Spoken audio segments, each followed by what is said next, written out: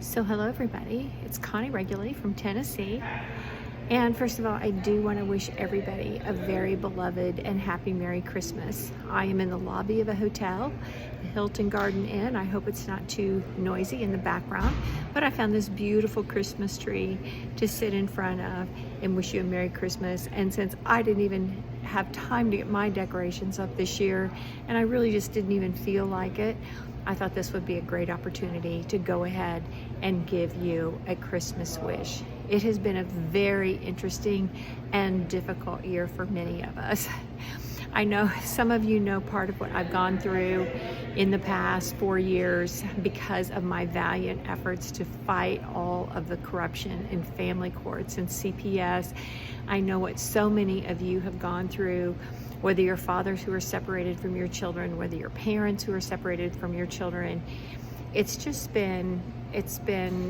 been a war. I mean, that's all that we can say about it. We've lost people who have lost their lives. We've had people who've suffered from depression, but in the end, you know what is amazing is we are still here. We are still here. And I want to thank you all so much for continuing to stand up and pushing forward. We must continue to push forward because it's not just about our lives, it's about what we leave behind and what we leave for other people. So I really want you to find some strength and find your talents and find out how can you really serve, how can you really help have a better nation, a better system, a stronger families within the United States of America, because we must survive and we must continue. And we all have children or grandchildren or nieces or nephews who must have a better place to live in. We know so much now that we didn't know before. And look, guys, the government, all the bad players who put all of this together, they've had so much more time than we have. We have only just begun. But you know what? We are stronger. Our spirit is stronger, and we can do this. We can do this. If you do follow me, you do know that through the Family Forward Project, I go to Washington, D.C. 3 or 4 times a year. We don't go to rally. We don't do any more rallies. Honestly, rallies do nothing, right, except cause a lot of struggle over getting permits, but we go up there to talk to lawmakers, and we always try to take 1 or 2 new people to try to tell their story about their family and how their family was affected. And so I just really encourage you, it's time to take your voice to the next level. The lawmakers on the state side, they really don't even kind of understand the concept of the things that have happened. They don't understand federal funding. They don't understand Title 4E. They don't understand Title 4D. And so we have to educate them, and they have to be able to see. They don't understand about the incentives that go from the federal government to the state agencies. They don't know about the damage that it's doing to families. And I mean, I've read so many of your court orders and court papers and looked through them and seen what has happened. And plus, over 28 years, I had plenty of experience on my own to see what was happening to families in the court system. And it's a bloody warfare. It's a warfare. And if you don't know what's happened to me, I'm going to tell you a little bit about it, because I want you to understand that it's bigger than one person.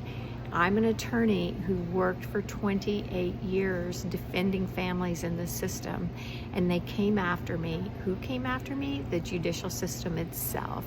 And they came after me so bad that between a judge and a DA and a police detective and a DCS or CPS attorney put together a fake crime to be able to come after me. And they were conniving. They were deceitful. They made up a false crime just to be able to shut me up, to strip me of my livelihood, to strip me of my law license, to label me a felon at 70 years old, a person who's never had a crime in her life, never used illegal drugs, never had a DUI.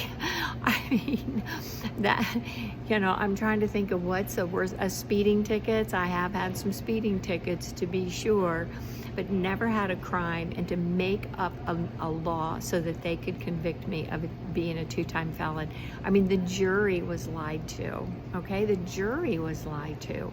The jury was told the elements of the crime, and it was not correct. And so now, as that's beginning to unwind, and if you watch, you saw that Wendy's case fell apart when the Court of Appeals reversed it. I've already been to the Court of Appeals. The state attorney general isn't going along with this. They have finally conceded that it is no crime. And so, it's like, how far up the chain do you have to go before this game stops? I have another case in the Court of Appeals that's pending, that the Court of Appeals has had for 8 months, because the same judge, Judge Woodruff, dismissed my public records case, sanctioned me unconstitutionally, told me I couldn't file anything else in court. I mean, it's so far out of control. It's just not even funny. And, I've been hanging in there. God said, be still, for a while. So for a full year, I really, although I continued to do my work with Family Forward, I really was a little bit more quiet in the things I wanted to say. But as these things begin to fall apart on them, I want everybody to know the story, because this should never happen. All I did was defend families from an aggressive government agency and file complaints on judges when they were out of line. And I hear you. I hear your words. I hear what you're saying. I have represented so many families. I've represented families. I've represented fathers. I've represented mothers. I've seen what the court system can do. And the only thing that we can do is hold them accountable and to continue to educate them. We have got to become a bigger and better voice. You have got to be a voice that can be heard, okay? Now, you may say you're not comfortable with it. I just say, sit down and make some notes. You need a 3-minute speech. That's all they give you is 3 minutes. You need to say what needs to be changed. We have to stop just whining about what's wrong, and we have to say, what do we need changed? What do we want different? And change does not come easy, especially when you have a government system that's so entrenched in doing things the way that they want them to do them. And so we do have a very entrenched system with Title IV-D and Title IV-E and Title IV-B. We have all kinds of contractors. We have juvenile courts that are locking children up and putting them in hardware secure facilities for profit. And so we have to continue to unwind it and say what needs to be different. I mean, this came about because somebody wanted this in the first place. So we have to say it's no longer working. It's created a social engineering program that's no good anymore. It doesn't work. So we can, and I appreciate everybody who's just continued to have a voice and continued to reach out and not given up. And don't ever, ever, ever give up on your kids. I don't care if you are cut off from them. Just keep reaching out. Just keep reaching out, because God doesn't make mistakes. And you are a parent for a reason. Unless you've committed a criminal act against your child, unless you have physically or sexually assaulted them, just keep reaching out. Your children have the ability and the right to at least know who you are. You just don't give up, and you do it in kindness. I have read so many of your court orders and transcripts, and the court finds a lot of bitterness, and we want to be really careful about that. You need to act out in kindness, because it's your child's life. It's not your ex-spouse's or your ex-girlfriend's or your ex-boyfriend's life. It's your child's life that is at stake. And we deserve giving our children the best that we can, the best relationships, the most security, and the understanding they're going to have to carry this battle along too. Gone are the days when we can allow the government to be on autopilot. We cannot do that anymore. We need to be proactive at every level, and we cannot quit. So you need to get in your head that you're going to be a good citizen. You're going to be a good citizen, and you're going to be civically active. Okay, so this is going to be your New Year's resolution, and this is how we are going to move forward and continue to make small changes, just keep going, keep pushing, keep pushing, keep pushing. There's got to be a better way, got to be a better way. And so for this Christmas, again, just, do something Christmassy, whether you're with your family or with your kids or they're gone. Do something Christmassy. I know it's so hard to be enthused to, maybe you can't wrap presents, but, go see some Christmas lights, sit someplace where you can see some Christmas lights, go to some type of a musical concert, go to Christmas Eve services somewhere and listen to the Christmas music. And the same thing for New Year's. My family was in the restaurant business for years, so I worked New Year's Eve for many, many, many years and never really did New Year's Eve celebrations. So, and it's not, for me, I like the new year to come in peacefully and quietly.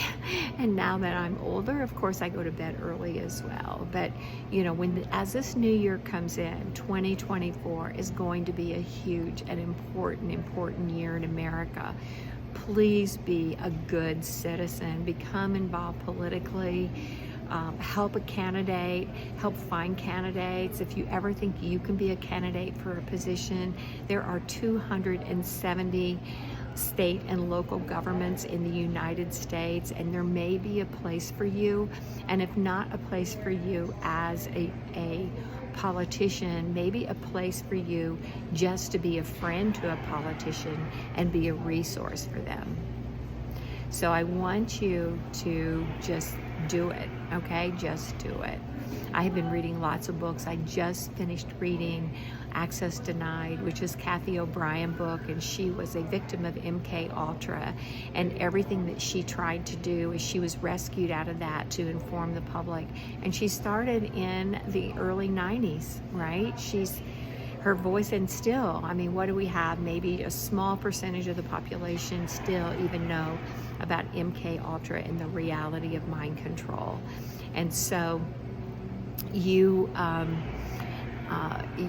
to share the word with another person, get to know somebody.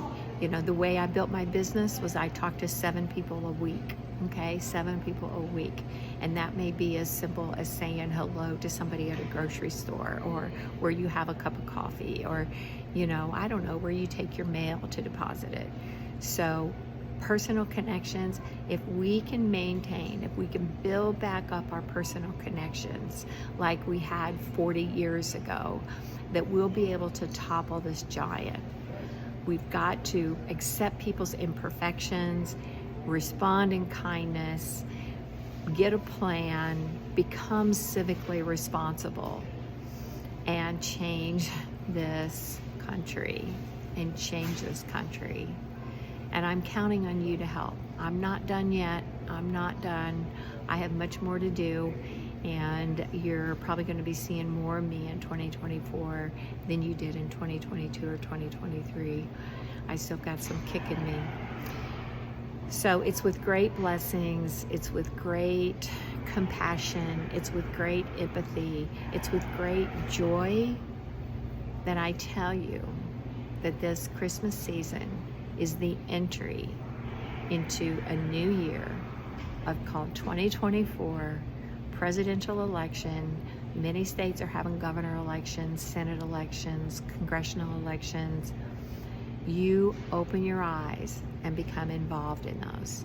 And if you need to know how to become involved in state legislation or federal legislation, or get to know your state representatives, reach out to me and we will talk about it, and we'll do Zooms on it, we'll do a training on it. Okay, but you need to know who your state lawmakers are. So many people I talk to, they don't even know who their state lawmakers are. And I don't blame you, I didn't know for a long time who the state lawmakers were, and they don't want us to know. All right, so we're moving into a new year again. I just want to give you hope and peace and prayer and understanding and security and safety and encouragement, and ask for you to help as we move forward. And I want you to have a good holiday season, a blessed holiday season, whether you're with family or whether you're by yourself. It doesn't really matter, because you're never really alone. And in spirit, we're all there with you. All right, have a good evening. Bye-bye.